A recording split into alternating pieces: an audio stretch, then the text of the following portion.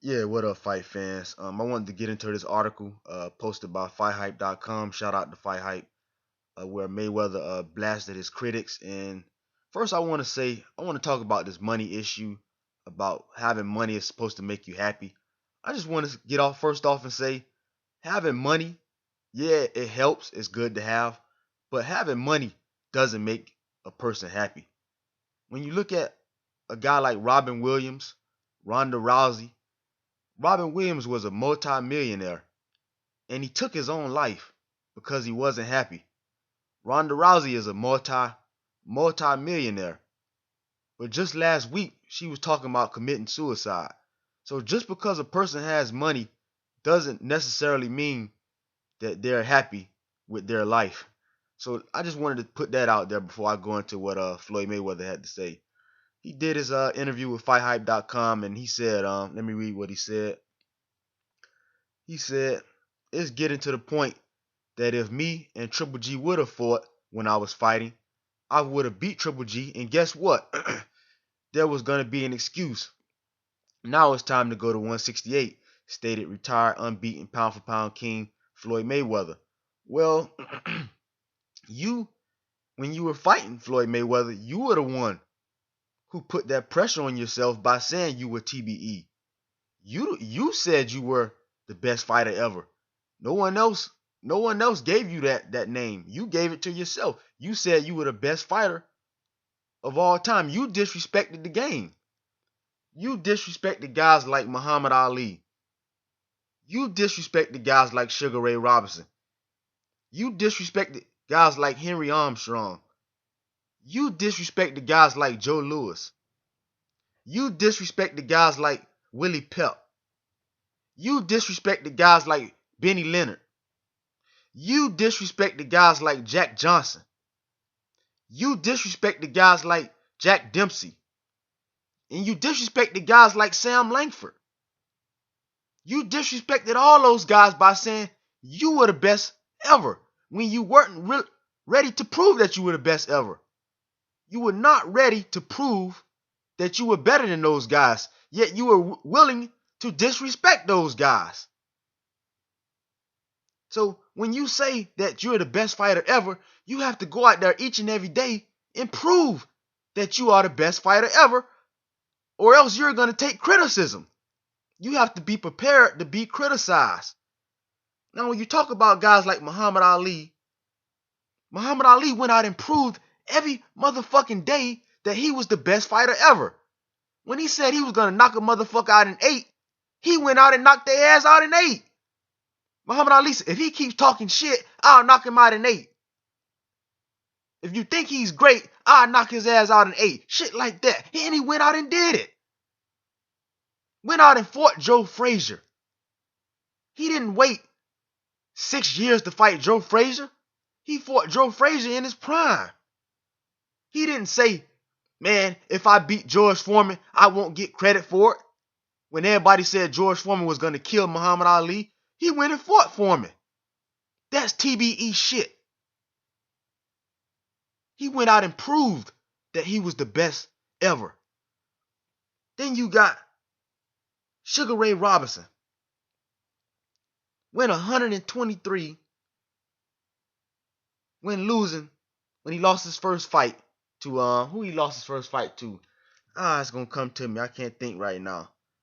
I think it was Jake LaMotta. Yeah, when he lost his first fight to Jake LaMotta. He went out and proved each and every day that he was the best ever. He didn't just talk the shit. He went out and proved it. That he was the best ever. Motherfucker went to light heavyweight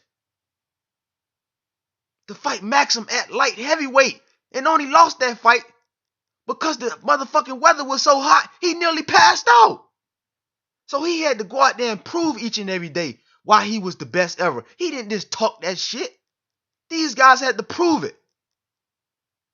And when you say you're the best ever, you have to be prepared to take criticism. That's the name of the game. You got Henry Armstrong. Motherfucker went out there and proved it. Champion in 3 divisions. When you wouldn't even fight Guys at 154 when you was a champion. You never defended the title at 154. Not one time. Not one time did you defend the title at 154. You had Arislan Laura, the Charlo brothers, Demetrius Andrade. You never defended the title for 2 years at 154. And here you have these legends who you've disrespected. Went out there each and every day to prove that they were the best ever. When all you did is talk the shit without proving it. Proving it would have been fighting Manny Pacquiao when Manny Pacquiao was the best fighter in the game. In 2008, Manny Pacquiao was known as the #1 pound-for-pound fighter in the world. That's how you prove you're the best ever. Beating Manny Pacquiao, not 6 years later, once his fucking the skills have diminished. And he knocked out by Juan Manuel Marquez. That's proving shit. Not draining Canelo Alvarez to 152 motherfucking pounds. Draining the motherfucker to an AIDS patient. That's not proving you the fucking best ever. Not just talking the shit, walking it, proving it, man. That's how you prove you're the best ever. Not talking it. Proving it is going out there beating fucking Triple G when Stephen A. Smith saying this man gonna kill your ass and knock you out in 1 round. That's proving it. Not just saying, if I beat him, I ain't gonna get no respect for it. Go out there, beat him, and prove you're the best ever. At 160. Then he say, I ain't gotta go. I get a 7-figure check each and every month. I ain't gotta go into no job and clock in. Again, I go back to this money point. Having money, yeah, it's good to have. It makes your life more comfortable. But it doesn't make you a happy person having money. Because if you were a happy person, you would not be jealous of Amir Khan and Canelo Alvarez. I can go out and stop that fight by fighting Danny Garcia. Does that seem like someone who's happy with their life? Seems like a jealous motherfucker to me. I can stop I can stop Amir Khan and Canelo Alvarez pay-per-view right now if I fight Danny Garcia. But you're so happy with your 7-figure check that you get it once a month. You're so happy with your life, you still jealous of other motherfucking fighters. Still jealous of Triple G, jealous of Amir Khan, jealous of Canelo Alvarez. But you're so happy with your life. And let's go back to this money point again. You can have all the money in the world, not have a woman to come home to cook your meals, rub your feet when you want to, not strippers that you gotta pay to be with you. Like I said again, having money doesn't buy you respect. Money doesn't buy you love.